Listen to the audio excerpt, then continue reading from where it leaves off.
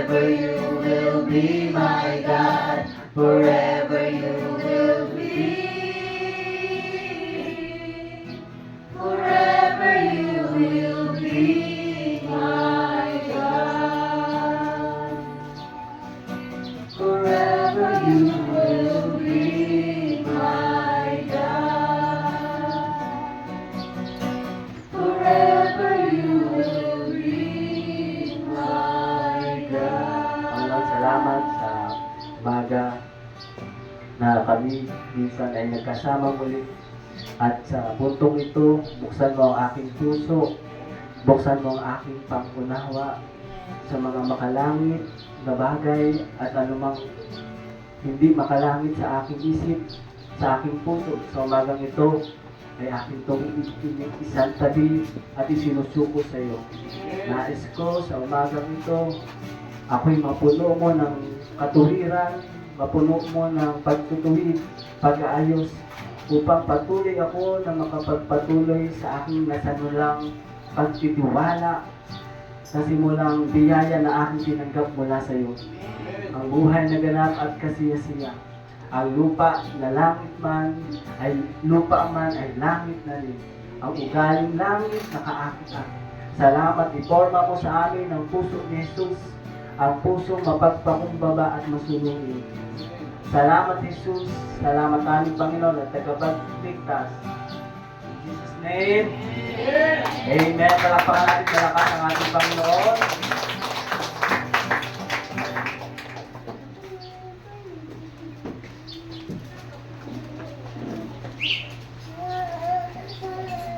Morning, church. Good morning.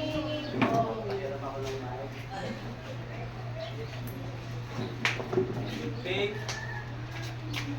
reveals our status.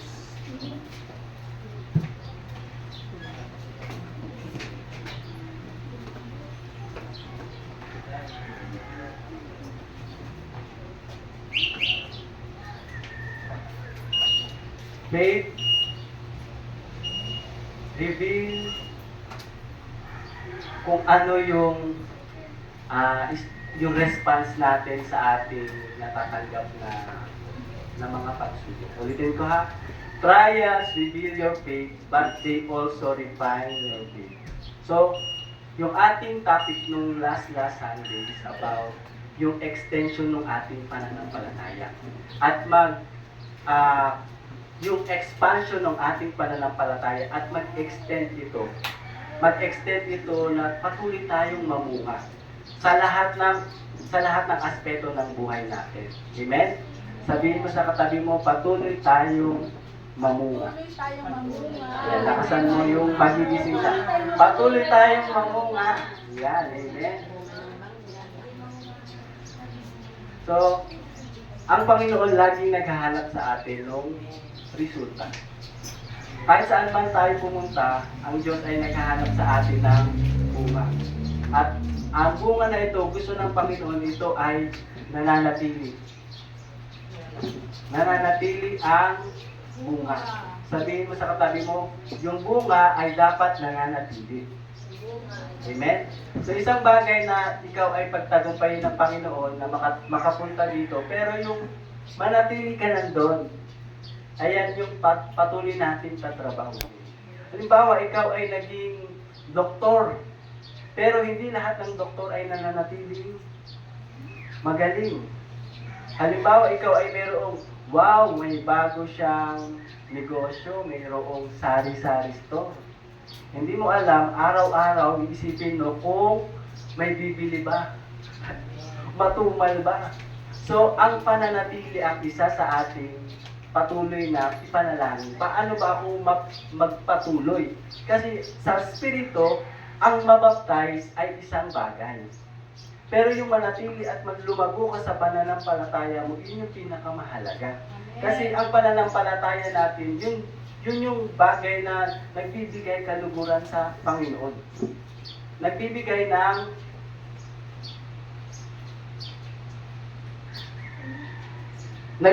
ng kaluguran sa ating lumikha. So, babalik tayo dito sa purpose. Amen? Tanungin mo nga yung katabi mo, ano ba purpose, bakit ka na-baptize? Ano pa purpose? Kailangan masagot ni Timothy, ha? Yung mga na-baptize dyan, kailangan masagot ni Angel. Ano ba ang purpose, bakit ka na-baptize? Sabi nila, kaya sila nagpa-baptize, una, sumuko na sila sa Diyos. At yung kasalanan ng naranasan nila sa buhay nila, lihim at o hayag ay ilulubog na, wala na. At nung pagbangon nila, sila ay kasama na ni Jesus. Amen? So, pagkasama mo si Jesus, siyempre ayaw mong mawawalay sa Kanya. Minsan, bakit nawawalay ang isang anak sa kanyang magulang? Kasi may gusto puntahan. Gusto ko ng toys. Yung nanay ko bibili sa palengke. At di nawala ka. So, kailangan lagi kang nakatabi sa magulang mo para hindi ka mawala. At pagkatapos natin mabaptize, hindi ibig sabihin noon, tayo ay perfect na. Kaya nagulat nga ako, di ba? Yung pinapakinggan ko yung mga testimony nila, sabi nila, yung isa, ayaw niya magpabaptize kasi sabi niya, nagpabaptize ka pa naman pero hindi naman halata. Di ba may mga ganon? So, ibig sabihin, alam niya yung requirement na papasukin niya pag siya ay susunod sa Panginoon. Hindi madali. Tama? Sabihin mo sa katabi mo, hindi madali. Hindi madali. Walang pagsubok na madali. Amen? At yun nga sinasabi ko sa inyo, yung trials reveals your stature ng pananampalataya mo at kung gaano na ito kalalim. Amen? So, ready na ba tayo magpalalim sa salita ng Diyos? Kasi meron talagang pangarap ang Diyos. Ang lugar na ito ay stepping stone lang natin. Sabihin mo, stepping stone natin ang lugar na ito. Susunod, hindi na yan stepping stone. Stepping carpet na yan. Susunod, hindi na yan, LED na yan. Di ba? So, meron tayong pangarap.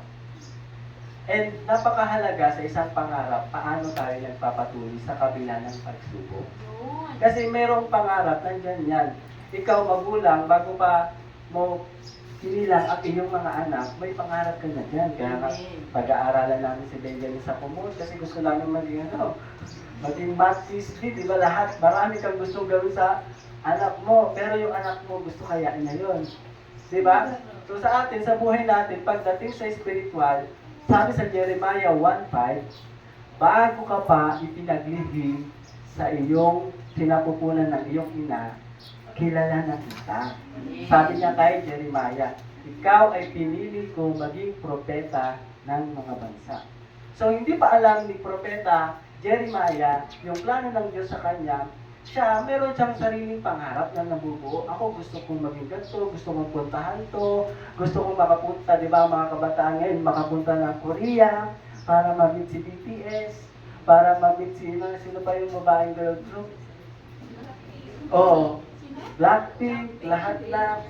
Dito lang dito nga lang nahihirapan ka na ma-meet yung SB19 at pati yung Bini. Nagko-Korea ka pa. Di ba? Marami tayong nabubuong pangarap habang tayo ay lumalaki. Hindi naman mali yun kasi masarap naman talagang yung pinaghirapan mo, makita mo doon sa napupuntahan mo. Yung pinagpaguran mo, makita mo doon sa bag mo. O kaya sa sapatos mo. O kaya sa bahay mo. O kaya sa sasakyan mo. Pero, hindi dapat doon itikot ang buhay natin sa pangarap natin personal. Sa pangarap natin pisikal. Kasi bago ka pa pinaglihi sa sinapupunan ng iyong ina, kilala na kita. So lahat ng iyan pwede mong maranasan. Like Pharaoh, he has everything. Kahit wala siyang Diyos. So, pwede kang maging matagumpay, pero bagsak ka naman sa pagdating sa totoo mong assignment, sa totoong pangarap ng Diyos sa iyo. Di ba? Sabi nga ni Pastor Tom dyan, di ba? Na you are successful in the wrong assignment. So, namit mo yung hilig ng laman mo. Napuntahan mo ang gusto mong puntahan. Na-accumulate mo, nagkaroon ka ng maraming kaibigan, nagkaroon ka ng influensya. Pero, ang totoong nagmamatter sa atin kung kasama mo ba ang Diyos. Pagdating ng water baptism, paano ka sasamahan ng Diyos? Di ba nung na-water baptize si Jesus, siya man din ay sumunod. Pagdating ng kanyang water baptism, sinamahan siya ng Holy Spirit. Ano bang spirit ang meron sa iyo? Tanongin mo nga yung katabi mo. Spirit, spiritong banal o spiritong hangal? Ano ba?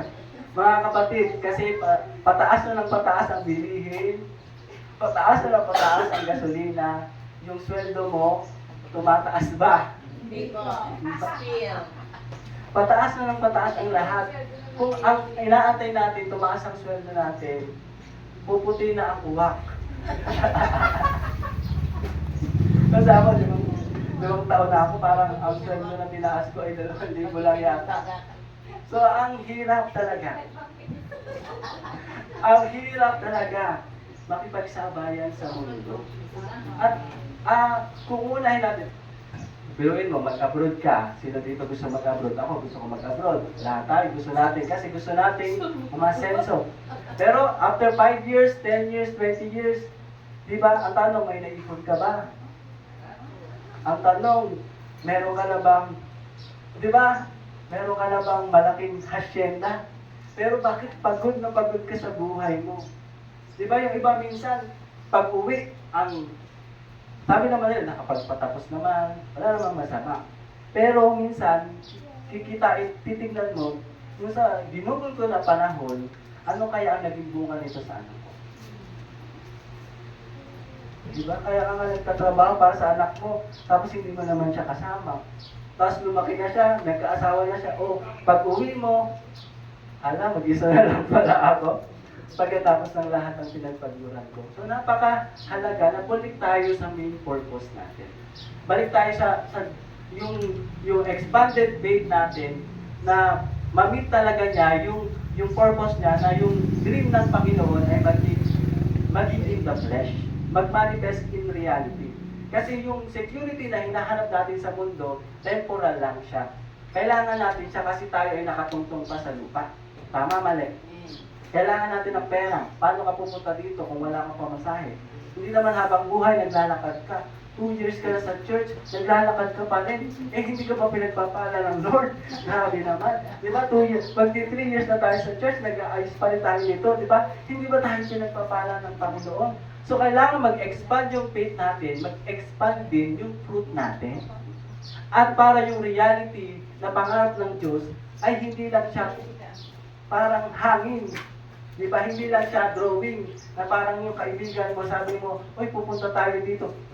Drawing. Hindi.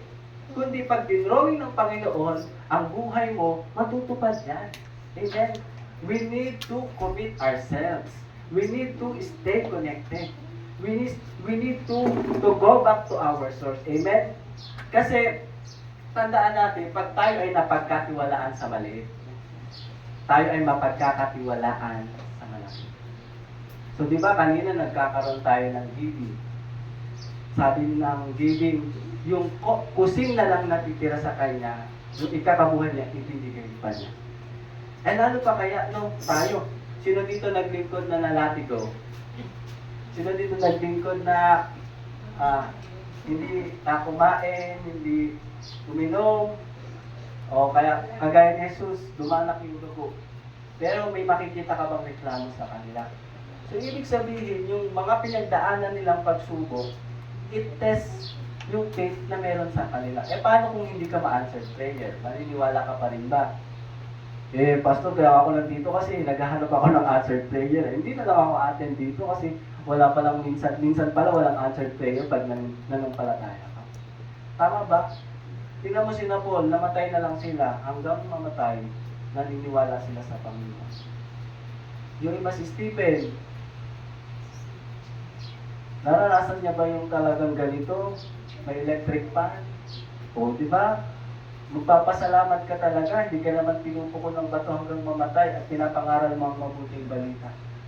Pero hindi sila nagreklamo. Pero tayo minsan, a-attend lang sa church, ipag-pray pa. Isipin mo nga, ipag-pray mo yung ikaw ay mag-inhale, inhale. O mag-pray ka muna kung mag-exhale ka, ha? Mag-ano ka muna. O, hindi naman nag-exhale, magpe-pray. So kung ang Diyos ay hininga natin, hindi question na tayo sumunod. Hindi question kung ano man ang trial mo ngayon, ay temporal lang yan.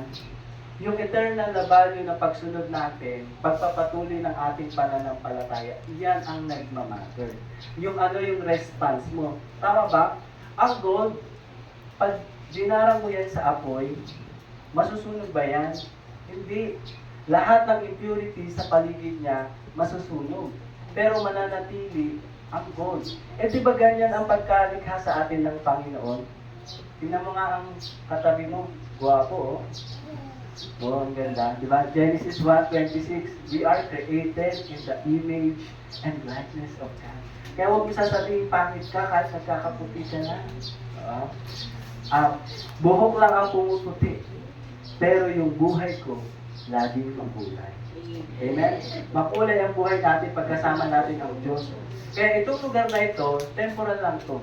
Pero habang tayo ay naglilingkod sa Panginoon, huwag tayong masettle for less. Sabi ng Panginoon sa lingkod na si Moses, ay igawa nila ako ng isang sanctuary upang ako'y makapanirahan sa gitna nila. Diba sabi sa Exodus chapter 25 verse 8, ito yung pakitain. At ayaw mo naman na isang simbahan ay lagi lang mainit. Ayaw mo naman sa aming simbahan ay lagi lang walang kaapoy-apoy ang mga nag-a-attend. So, every time na tayo bumabalik sa dream, di ba, lagi tayong nag-a-upgrade. Sabi mo sa katabi mo, let's upgrade together. Let's upgrade together. Kung pumunta ka dito na walang laman ng bulsa, bukas, makalawa, pupunta ka dito, may bulsa ka na. Bulsa na lang pala. Na may laman. O, di ba? So, hindi naman to prosperity gospel na attend ka ng church, magsakripisyo ka. Ito ay testing ng faith mo. Hanggang saan ka tatagal. Kung ginto ka ba talaga, o ano ka ba? Plastic. Di ba? Di mo malaman ngayon yung AI kung ano ba pinapanood ko? AI? O totoo? Di ba malalaman mo yung pagkasinubok? Pag pinuntahan mo. Okay? Amen? Kaya sabi dito, patuloy tayong mangarap. Amen? Yan na nga lang yung libre, sabihin mo sa katabi mo, yan na nga lang ang libre. Laki-lakihan mo na. Laki-lakihan natin ang pangarap natin, lalo sa ating simbahan. Mga Gawa chapter 2 verse 17, sinabi ng Diyos sa mga huling araw, ay ibubuhos ko ang aking espiritu sa lahat ng tao. Ang inyong mga anak na lalaki at babae ay magpapahayag ng propesiya.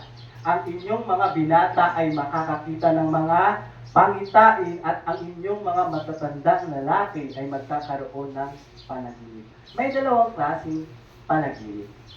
Expanded faith to dream reality. Unang panaginip ay yung panaginip ni Solomon. Isang gabi, si Solomon ay nakatulog. At sabi sa 1 Kings chapter 3 verse 4 to 5, pumunta si Haring Solomon sa Gibeon upang maghandog doon ng pinakatanyag na sambahan sa mataas na lugar. Nag-alay siya sa altar ng 1,000 handog na sinusunog. Kinagabihan ay nagpakita sa kanya ang Panginoon at sa pamamagitan ng isang panaginip. Nakita nyo? Sa pamamagitan ng isang panaginip ay sinabi ng Diyos sa kanya, humingi ka ng kahit anong gusto mo, ibibigay ko sa iyo. Sarap naman nun, no? Parang genie. Ikaw, magnilay ka.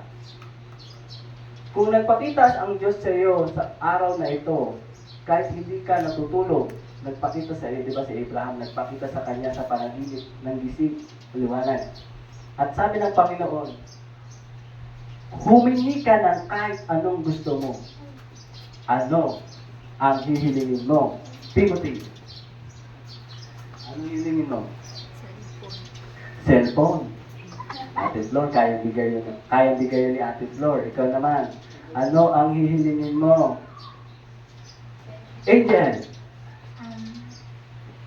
Down. Para kay ano yan eh. Para kay Jeremiah. Kaya tiplahin yung ikaw, kung ikaw ay dinalaw sa panaginip ng Panginoon, ano ang gusto mong ibigay? Ano ang gusto mo? Ano ang gusto mong ibigay? Mahabang buhay para ka naman po. Mahabang buhay para kay Mama at Papa and I. Thank you. Para sa universe. Di ba? May kanya-kanya tayong gusto. At ang Diyos ang nagbibigay ng pangarap. So, may dalawang type ng dream. Pangalawa, una, nasabi ko ba yung una? Dream with a message. Pangalawang type of dream is dream through symbol and interpretation. Ito yung kwento na kung saan si Joseph sa Genesis chapter 37, verse 5 to 9, ay nagpakita ang Panginoon sa kanya.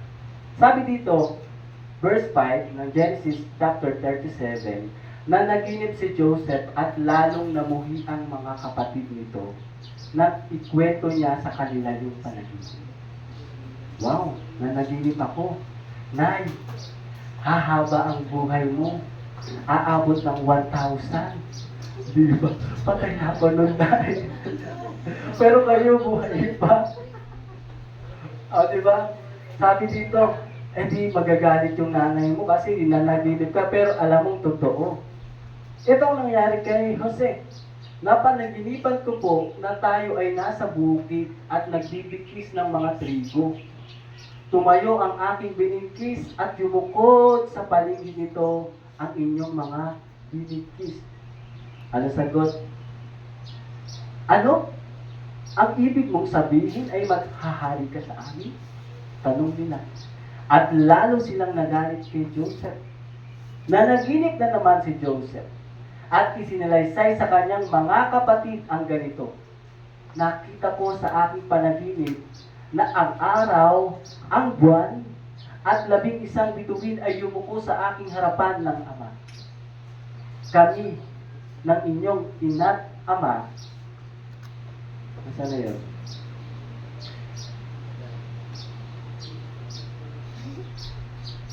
Ayun, sinabi rin dito sa kanyang ama, ito'y nagalit din sa kanya. Anong ibig mong sabihin? Kami ng inyong ina't kapatid ay yuyuko sa harapan mo.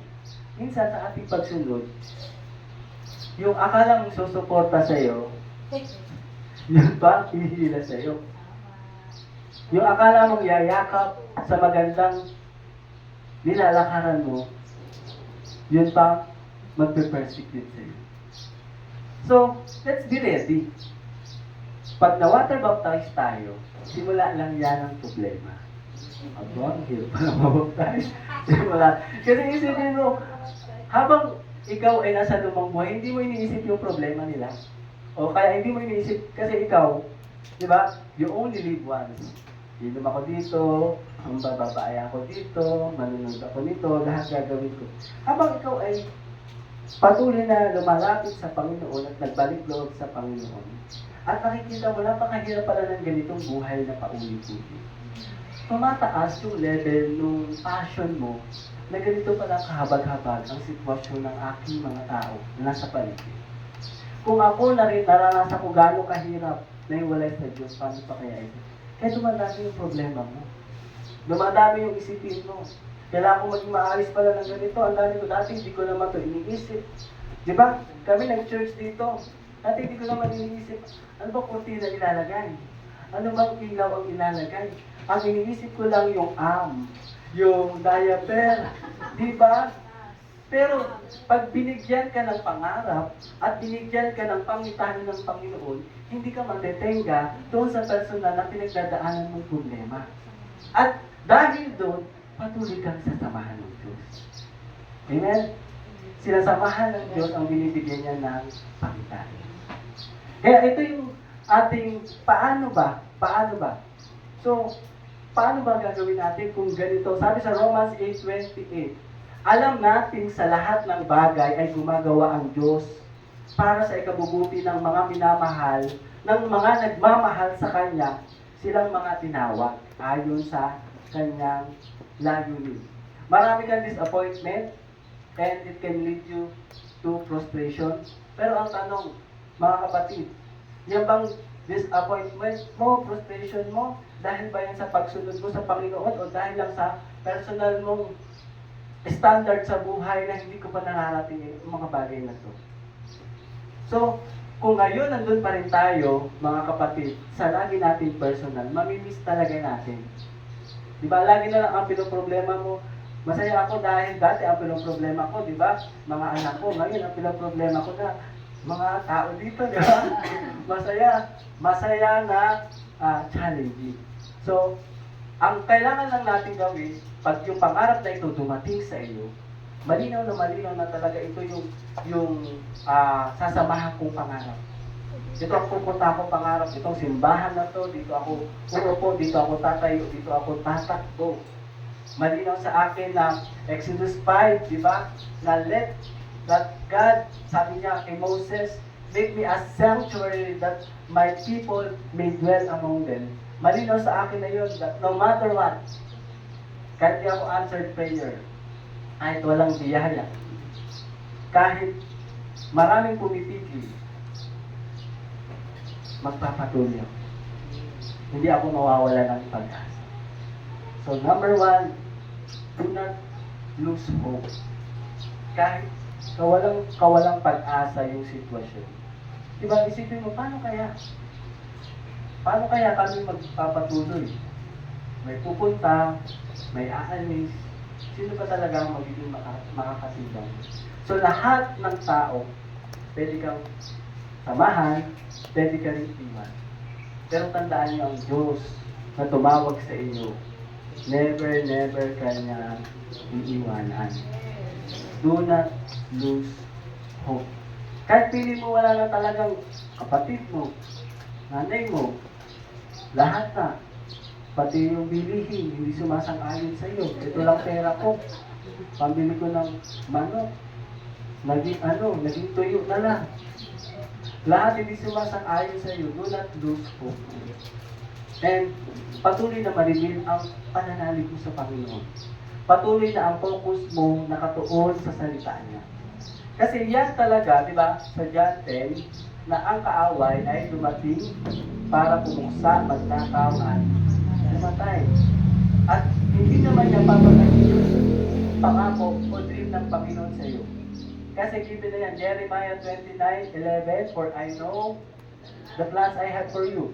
Hindi na pinapaniwalaan niya ng Diablo, di ba? Sabi sa Bible sa James, ang Diablo ay nanginginig pa.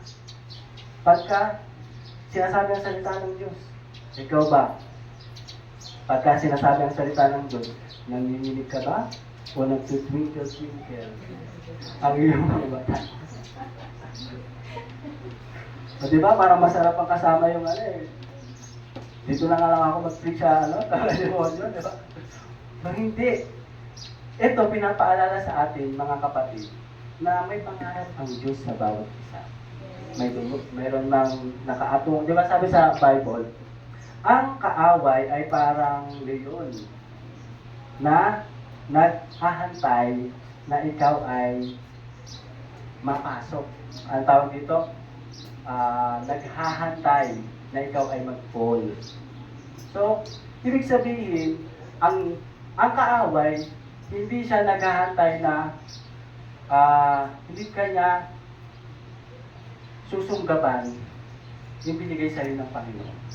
Ang tatanggalin sa iyo ng kaaway yung focus mo, yung pag-asa mo, yung pananampalataya. Diba, pagka nandito ka minsan, sabi mo, ang daming responsibilidad. Pag-isipin mo, sino dito may isang anak? Gaano kahirap na merong isang anak? Madali ba? Tapos yung masaya pang kasama. Sino dito may dalawang anak? Dalawang anak. Madali ba, kuya? Medyo mahirap. 3. 4. 5. Di ba mas mahirap yung 5? 6. O yung Dito may 13 pa. Ayan. Isa na nga lang, hello pa. Tapos ngayon, utusan ko pa ni Pastor. Pastor, mag-ano ka nga nito? Ang mga ano natin sa church, mag-ayos ka nito. Yung anak ko nga lang, hindi ko maayos. Pag-aayusin mo pa, magturo ka dito, di ba? Minsan, nakala natin, tigil ko na nga lang itong pananampalataya na ito, binibigyan ako ng obligasyon. Binibigyan ako ng konsumisyon, di ba? Kapag ka tinignan mo physical, kasi nga, yung natural natin, may limit. Yung ating kapasidad, kapos. Kaya nga, kailangan natin sumandal sa Diyos. Amen. Kaya kailangan natin manatili sa Panginoon para ma-reveal. Para ma-reveal yung faith natin. And at the same time, ma-refine. Di ba dati ang gaslam-gaslam mo kung ay! Di ba nahulog? Okay, habang kasama mo yung Diyos, anak, mahuhulog. Tapos, habang tinuturuan ka niya, makikita mo, Lord, salamat. You refine me. You reveal who I am. Hanggang lumabas ang totoong ikaw. You are fearfully and wonderfully made. Hindi ka matatanggalan ng pag-asa. Kasi lahat ng yan ay babakbakin ng Diyos para ma-reveal yung purpose mo. Nasa Diyos ka lang tumuon, hindi mo yan kayang mag-isa. Amen? So, hindi mo kayang mag-isa. Diba? Sabi nga ni Sarah, sino ba? Baka ibang Sarah kalala niyo, yung umiikot-ikot. Ikot-ikot lang. Sarah Duterte. Sarah Duterte. Nandito tayo sa church. So si Sarah na tinutukoy ko dito, yung asawa ni Abraham. Sabi niya, may asin pa ba ako? 95 na ako. Hindi, ano lang yan casual na, ganun ba? Parang ganun yung kanyang pagkakasabi sa Panginoon. Sabi sa Genesis 18:12, lihim na natawa si Sarah at nagwika sa sarili. Sa sarili pala niya sinabi, sorry. Ngayon, ako'y matanda na, pati ang aking asawa. Masisihan pa kaya ako? Sabi niya, sa pakikipagtalik, bakit ka natawa? Bakit natawa si Sarah? At nagsabi kung kailan pa siya tumanda, saka siya magkakaanak. Tanong ni Yahweh kay Abraham, meron bang hindi kayang gawin si Yahweh? Wow! Tulad ng sinabi ko, babalik ako sa 1 taon. At pagbalik ko, may anak na siya. Tama? Nagkaanak ba siya? Pero paano nangyari? Balo siya. Paano nangyari? 95 lang ako. At sabi mo, wala na akong asin. Imposible. Pero pag ikaw, hindi nawala ng pag-asa. Do not lose hope.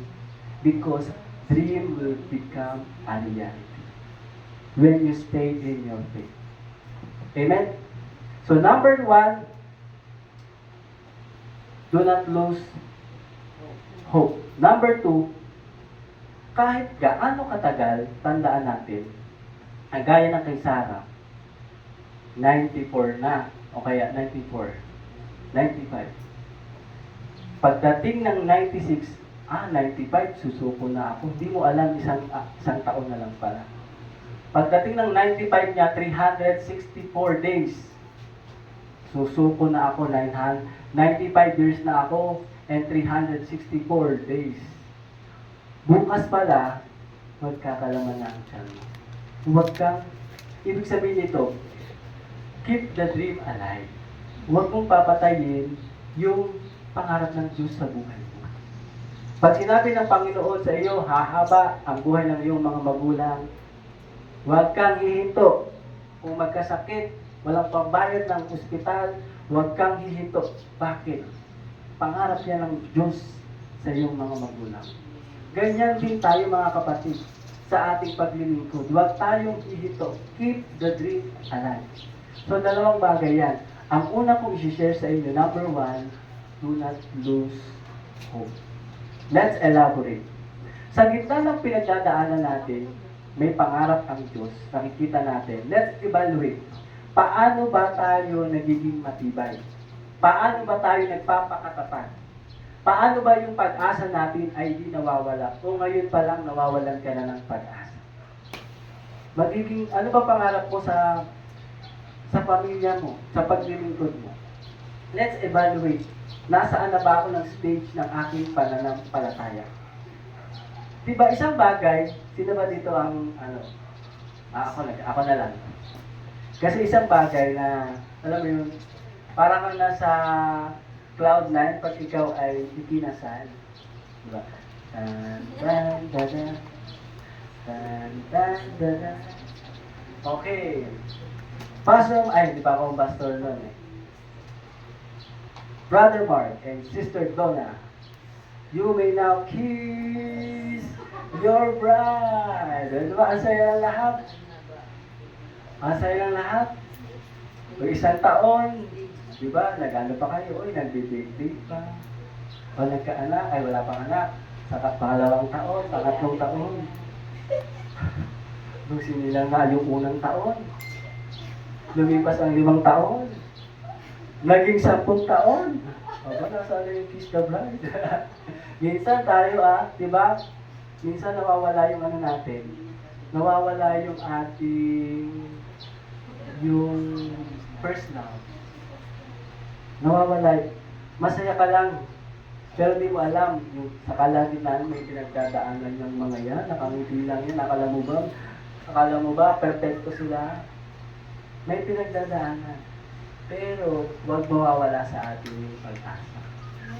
Bakit ba minsan nawawala yung pag-asa? Kasi minsan, hindi ka na nagtitiwala sa kanya. Hindi na ako naniniwala dyan. Sinabi niya, mag-jig daw siya. Tapos, 10 years na kami. Yung muscle niya. Lumiliit. Diba? Minsan, alam mo yung pag wala ka ng tiwala, nawawala na yung pag-asa. Parang sa Diyos. Akala ko ba yun pagpapalain mo ako? Akala ko ba makakarating kami sa lugar na to? Akala ko ba lalaki yung church namin? Akala ko ba yung mga tao ay talagang magiging on fire? Pero habang tumatagal, iniiwan naman kami. Habang tumatagal, ay hindi mo naman malaman kung saan may pupunta. May kanya-kanya ng buhay. Pero, sabi ng Panginoon, magtiwala ka. Kasi pag nawala na ang tiwala mo, mawawala ka na ng pag-asa. Amen. Hindi kami nadi-disappoint. Alam niyo kung bakit. Kasi number 1, yung pag-asa namin, wala sa tao. Yung pag-asa namin, nandun sa pangako niya. At yung pangako niya, hindi nagbabago noon, ngayon, at magpakailanman. Maaring ikaw magbago. Maaring ako magbago. Lahat tayo magbago. Pero ang Diyos na pinaglilingkuran namin sa lugar na ito, minsan hindi nagkulang sa buhay namin. Yes. Kaya may problema kami, hindi perfecto, pero babalik kami sa altar, kung saan kami tinawag ng Panginoon for a purpose. You will be together. Choose a girl that you will be together in a ministry. That's it. So napakalinaw na babalik ka doon. Hindi dahil may problema kayo, sasabihin mo, hiwalay na tayo. Hindi may problema kayo sa anak nyo, hiwalay na tayo. So, babalik tayo sa focus natin. At sabi dito sa 1 Peter 5:8, maging handa kayo at magbantay. Dahil ang dyablo, ang kaaway nyo ay parang liyong umaatungal at umaaligid na naghahanap na masisila. Kailangan natin magbantay. Magbantay tayo. Ibig sabihin, mag-focus tayo. Mag-focus ka. Matthew 6:33. Seek first. Hindi, di ba, 6 second? Seek first. Ano yung unahin mo? Boyfriend mo mukhang tuko? Ay, sorry. Ang girlfriend mo mukhang octopus na laging nakayapus. Seek first, His kingdom and His righteousness, and all these things shall be added. Focus ka. Don't let your storm destroy your hope. May problema ka sa sarili mo, may problema ka, di mo alam ang destiny sa buhay mo, purpose mo. Mag-focus ka sa tinanggap mo sa Panginoon. yung pananampalataya. Maaring totoong baon ka sa utang. Hindi naman namin tinatanong kung magkano. Dahil di naman namin mababayaran. O kaya may sakit ka, may malaki kang problema sa anak mo. Alam mo ba, pagkakataon ng Lord yan, napatunayan niya, pag umasa ka sa akin, kayang-kaya ko yan. Kasi di mo nga kaya eh. Paano wala nire-respond sa mga bagay na hindi mo nga abot? Di ba, kukuha ka ng tuntungan. Ano yung tuntungan mo? Yung pananampalataya mo para maabot mo yan. So, huwag mo sasabi, hindi ko yan abot. Eh, paano mo maabot? Eh, maliit ka. So, kukuha ka ng tuntungan. Lagi kang merong pag-asa. Huwag mo sasabihin, suko na ako, hindi ko lang kaya to. Kundi meron kang katulong. At yun yung Holy Spirit. Sabihin mo, may Holy Spirit ka. Huwag mo siyang gagalitin kasi iyan, hindi lang yan hinihinga ng kapangyarihan. Kundi nanilibugho din yan. Binigyan kita ng pagpapala. Tinanggap kita. Binaptize kita. Huwag naman na pag tinanggap mo ako, gawin mo lang akong katulong. Sabi nga, di ba? Katulong daw ang Holy Spirit. Hindi ka sanay manalangin. Ang Holy Spirit magpapaalala sa iyo. Huwag tayong ganon. Ibig sabihin ko, maging intimate ka sa Panginoon. Marunong kang magbigay. Marunong kang bumasa. Marunong kang umunapa. Sa isang relasyon, pag hindi ka marunong umasa at lagi ikaw ang nangunguna, away talaga yan. Outside, ito lang mo yan. Diba? Ano? Diba sabi nga ni... Diba? Ayaw ko sabi, nakalagay. Diba? Sila nagtatalikuran. Diba? Pag magkaaway, nagtatalik daw sila. Nagtatalikuran. O, pag magkaaway, hindi nagkakaunawaan. So ito, pinapaalala sa atin, magkaroon tayo ng intimate.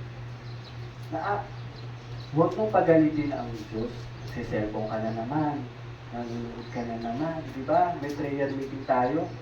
Nasaan ka nung prayer meeting? Buti pa sa disco, nandun ka pag Friday. Kainuman si Christy. Pero dito sa Friday meeting, nasaan ka? So, huwag mong palibog-bugin ang Holy Spirit. Palaguin mo ang puso mo. Lumapit ka sa Kanya. Di ba? Pagka lumapit ka, halimbawa, lumapit ako yan. Kamusta ka? O di ba, nakakausap mo, nagre-respond. Nandun ka dapat sa presence. Huwag kang nanonood lang. Naghihintay, ay, pinagpala siyang ganun, sige, pag-pray kami, pagpalain. Isang bagay na makita mo ang bagay na ito, maganda, pero yung makapasok ka at matikman mo, yun yung pinakamaganda. At matitikman mo lang yun, pagka napadayin mo ang Panginoon. Tukulayan na natin. Diba? Usap tayo. At napakahalaga, ito, di ba sabi ng Panginoon, He is our Emmanuel. He is with us. God is with us. Ano ang problema mo, walang problema na hindi mo makakaya. Amen? Walang problema na hindi mo makakaya. At gaano makahirap ang ating paglilingkod, tandaan natin, meron tayong pananampalataya. Kagaya ng kay Apostol Pablo, dahil sa pananampalataya sa Diyos,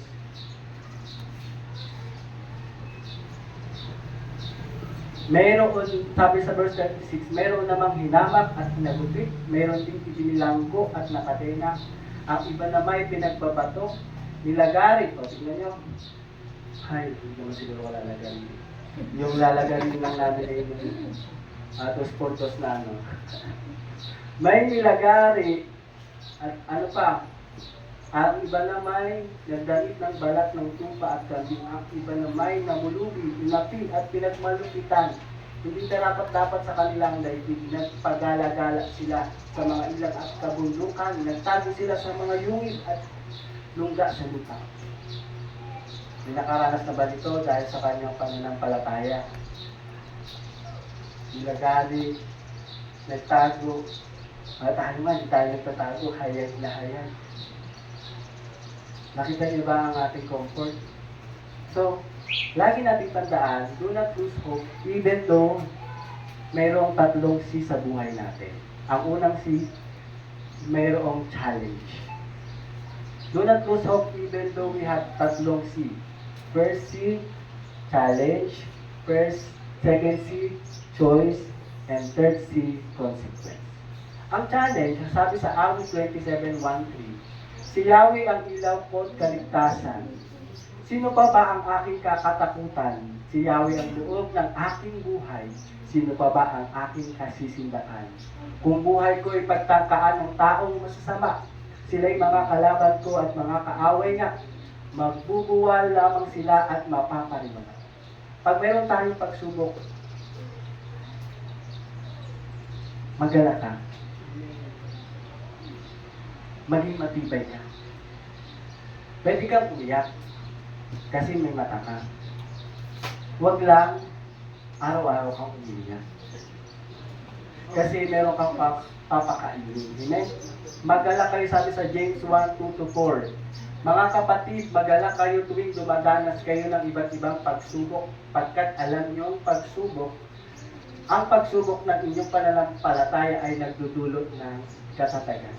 Alam nyo, natutuwa ako kasi maaga pa lang naranasan na namin ang mga matitinding pagsubok. Hindi ko naman i-share lahat, pero yun talaga yung nagpatatag sa amin.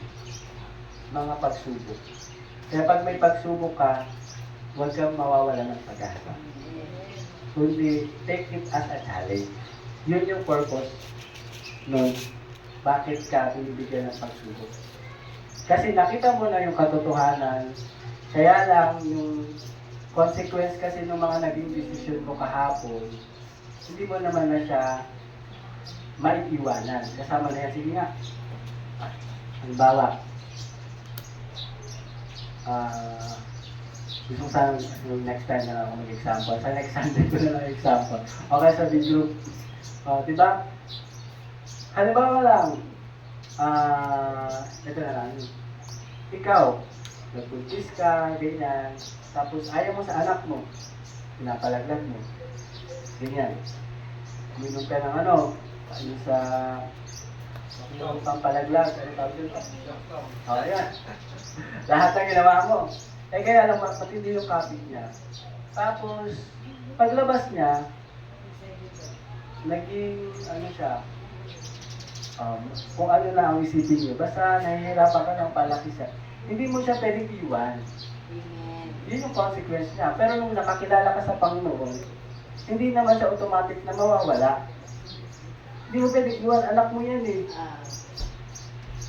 Maaaring mali ang naging desisyon mo nung ikaw ay hindi pa nakakakilala sa Panginoon. Pero hindi nagagaranti na lahat ng yun ay mawawala pag ikaw ay nakakilala sa Panginoon. So may proseso. At iyon yung challenge ngayon sa iyo. Paano ka magtitiwala sa isang imposible, maging maayos ang buhay ko? Eh meron akong ganitong consequence. So, yan yung papasok yung number 2. Yung choice mo.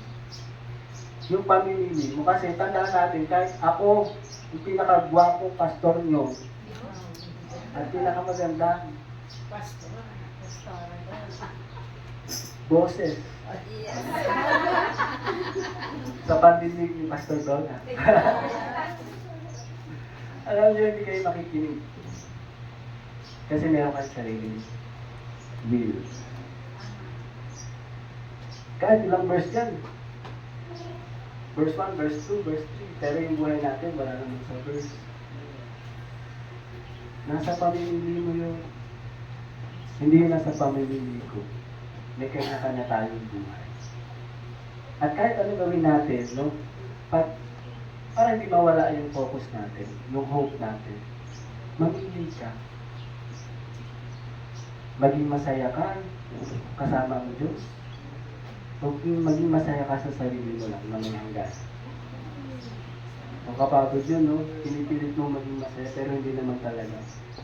Pero pag nasa Diyos ka, kahit puno-puno ka ng problema, umiyak ka lang. You are the God of Abraham, the God of Isaac, the God of Jacob, diba, iyak ka lang sa Panginoon, may problema ka, Lord. Parang wala naman akong problema, pero nandun pa rin siya. Bakit? Hindi ka nawawala ng pag-asa. Pinili mo, lumapit sa presensya na. kaysa pinili mo pagnilayan yung problema. Araw-araw na stress ka. So, Hebrew 11 verse 1, now faith is the substance of things hoped for and the evidence of things not seen. So, mamili ka. At sabi pa dito sa 2 Peter chapter 1:3, tinanggap na natin sa pamamagitan ng kapangyarihan ng Diyos ang lahat ng bagay na magtuturo sa atin upang tayo'y mamuhay na makadiyos. Mayroon bang sinabing konting bagay?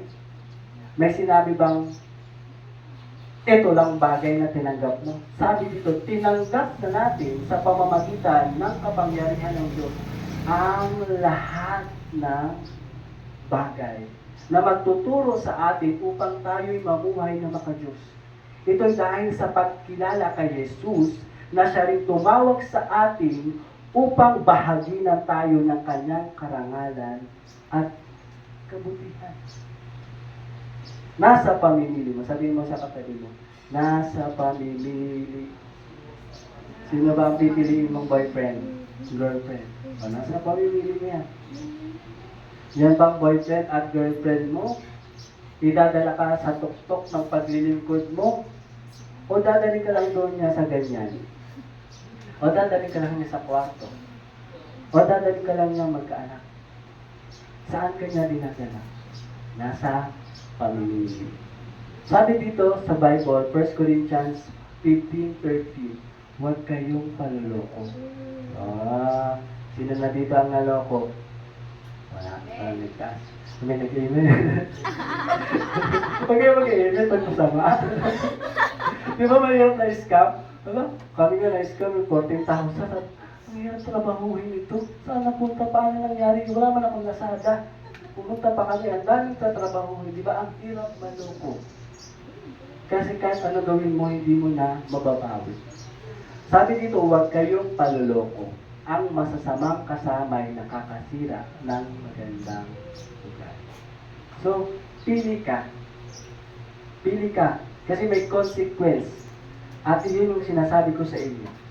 Hindi natin matatakbuhan ang consequence. Sabi sa Deuteronomy 28 verse 15. Ngunit kung hindi nyo susundin si Yahweh na inyong Diyos at hindi nyo tutuparin ang kanyang tuntunin na ibinigay ko sa inyo ngayon, darating sa inyo ang lahat ng sumpa at sasaklawan kayo nito. So let's respond. Let's respond sa totoong calling natin. Paano tayo nagre-respond? Paano natin pinipili ang mga tamang tao? Paano natin pinipili ang buhay natin maging maayos? Paano tayo nagpapakumbaba sa Panginoon? Kasi ang ating ginagawa, kapatid, makinig kayo.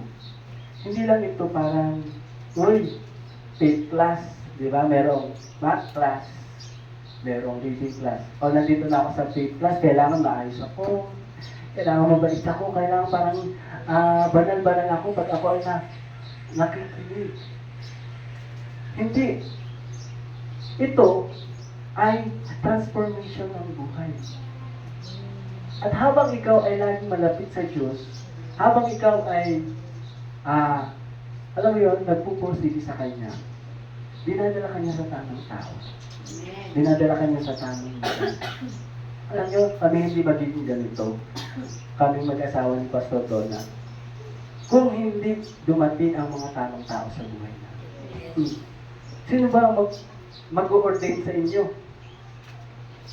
Kaya mo ba-ordain sarili mo? May tamang tao talaga. Pero hindi siya madali. Kasi kami naghahanda pa lang wala pa kaming pera. Nag-aayos pa lang kami. Mag-boyfriend, mag-girlfriend pa lang kami. Pumunta kami ng Dangwa. One time. Maganda yung bulaklak na to. Ito yung lagay natin na bulaklak. Tumawag ang aming pastong, nasaan kayo? Naghahanap ng bulaklak para sa kasal namin, 2 years. Diba? Tagal-tagal pa lang aming ay 1 year pa lang. Tapos naghahanap na kayo, anong ginagawa niyo dyan? So kung wala kang accountable, napakahirap. Kaya ang ginawa sa amin, imbis na 1 year, naging 1 month. Oh, kakasal na kayo, September, naghanap, October, November, December. Kailan ba ako nag-propose? September ba? O, September. O, ikakasal na kayo sa December. O, di ba? Susunod kaya kami, wala pa nga. December yung bulaklak na yung iniipon ko eh. O, di ba? Nagulat kami sa aming pagsunod sa tamang tao. May nagbigay ng reception, church, libre.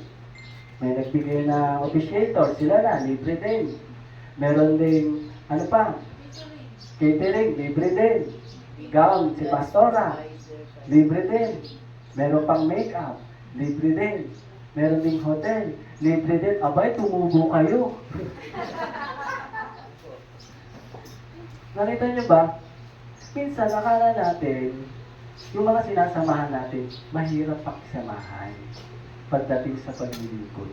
Hindi nyo ba alam na sila ang gagamitin ng Diyos para ang buhay natin ay maging matuwid at katanggap-tanggap sa harapan? Amen. Kaya, tutuloy ko yung pangalawa. Ano yung pangalawa? Keep the dream alive.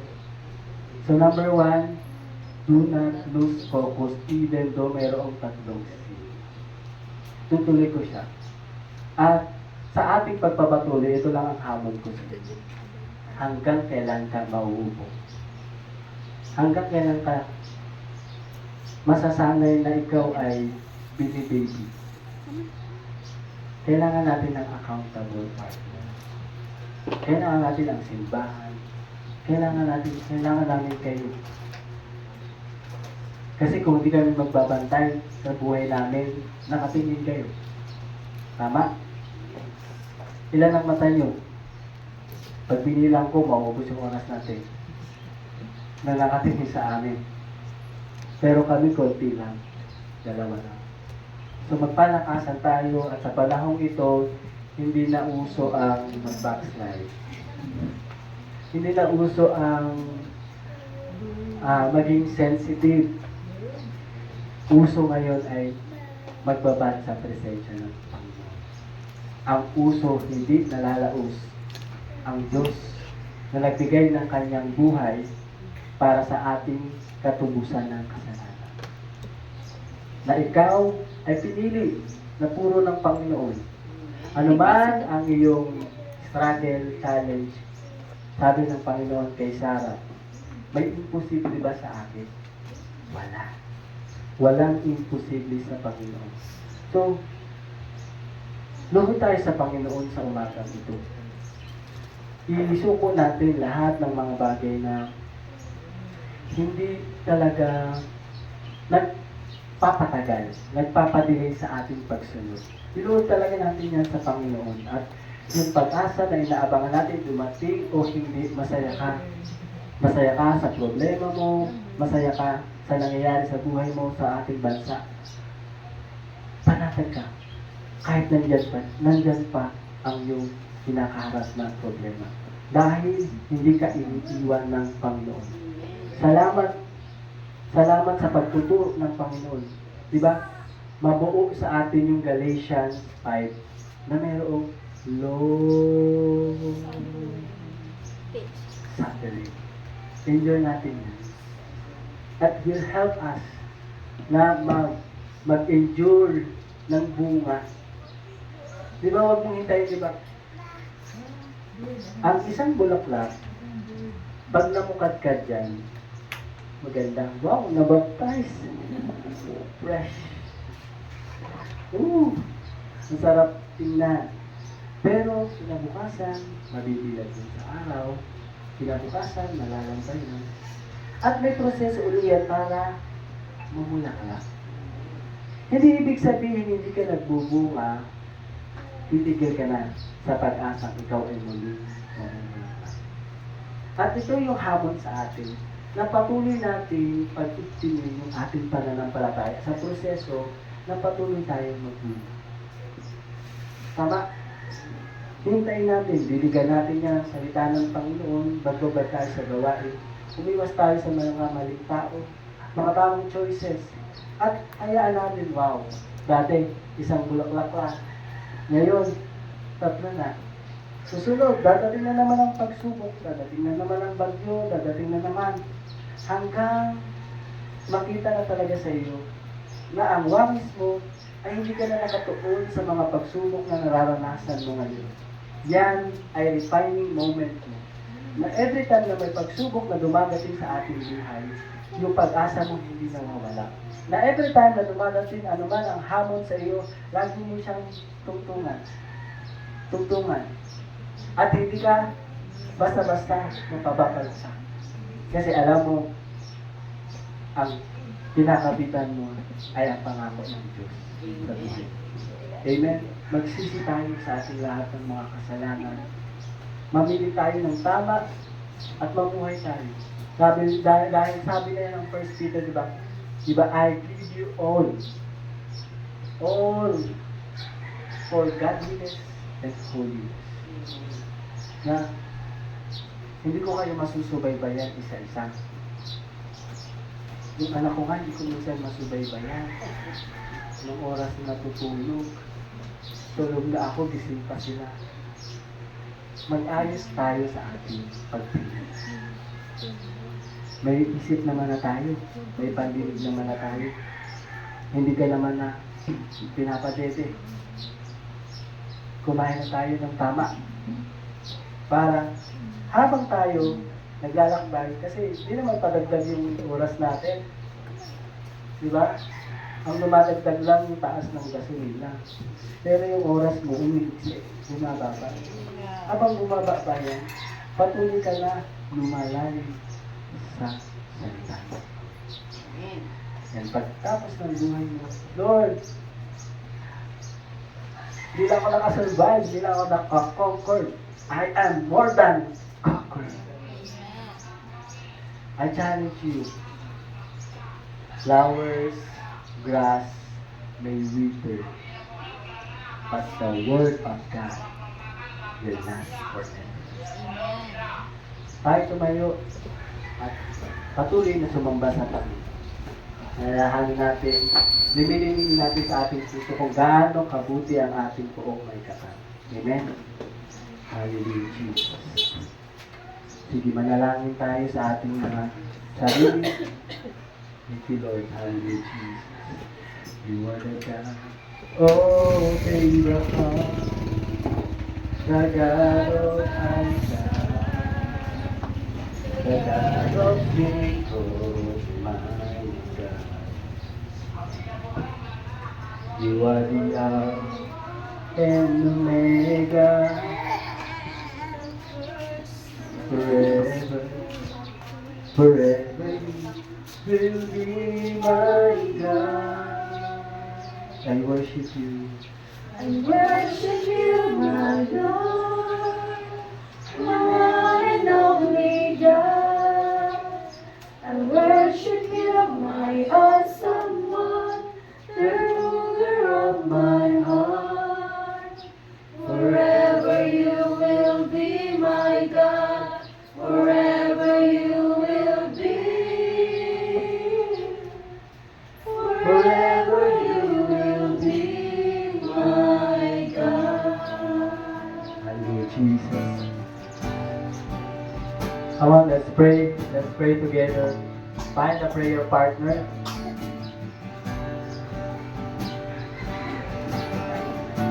Kung nawawalan ka ng pag-asa, hindi ka nag-iisa.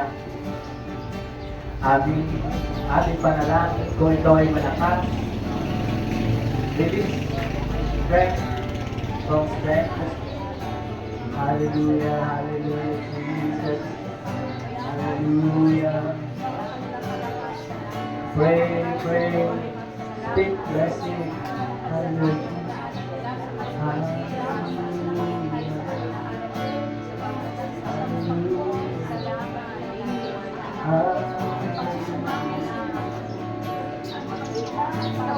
Pray. Open your mouth. Open. Six. Sa iyong mga magulang. Sa iyong mga anak. Manalangin ka.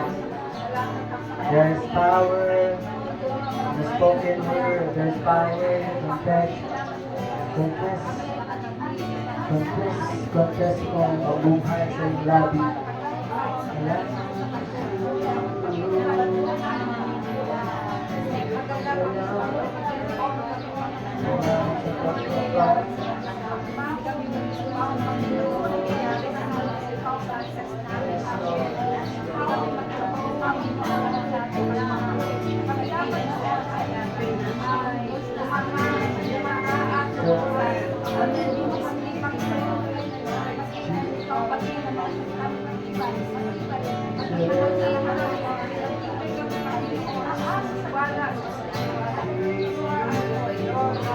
Natili tayo sa presensya ng Panginoon. Lapit ko rin tayo sa stage. Magpasalamat. Magpasalamat. Walang hanggan. Please, ang ating labi, ng ating katawan, ng ating siwan, lahat isuko.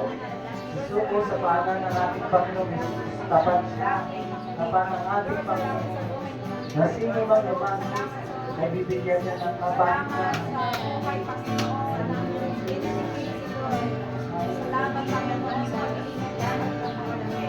Salamat mga magulang, salamat sa aming mga salamat sa aming pamilya, sa aming bansa, salamat sa Panginoon, sa simbahan ito, salamat, at patuloy ka na kumikilos, patuloy ka na umaabot, pinaparasan ng habang,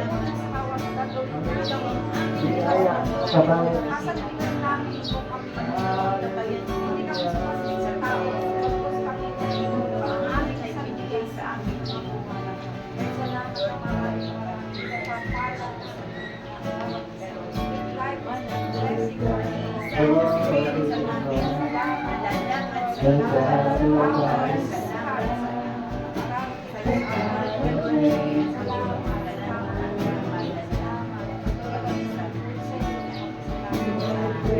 I am Jehovah, El Shaddai to me.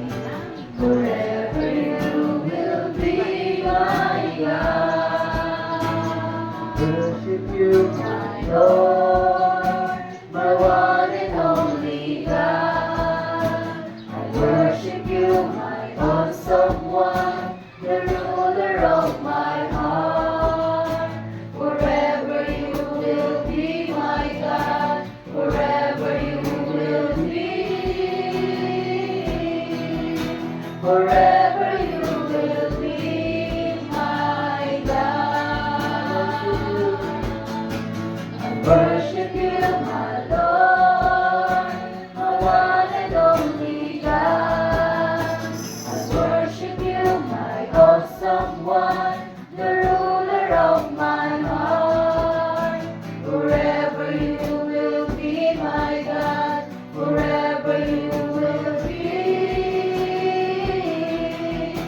Forever you will be my God. I worship you, my Lord, my one and only God. I worship you, my awesome one, the ruler of my heart. Forever you will be my God. Forever you will be. Forever you will be my God. For the last time I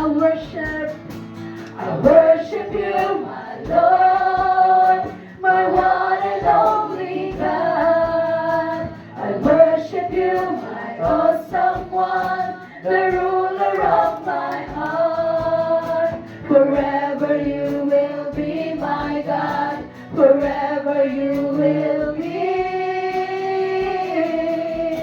Forever you will be my God.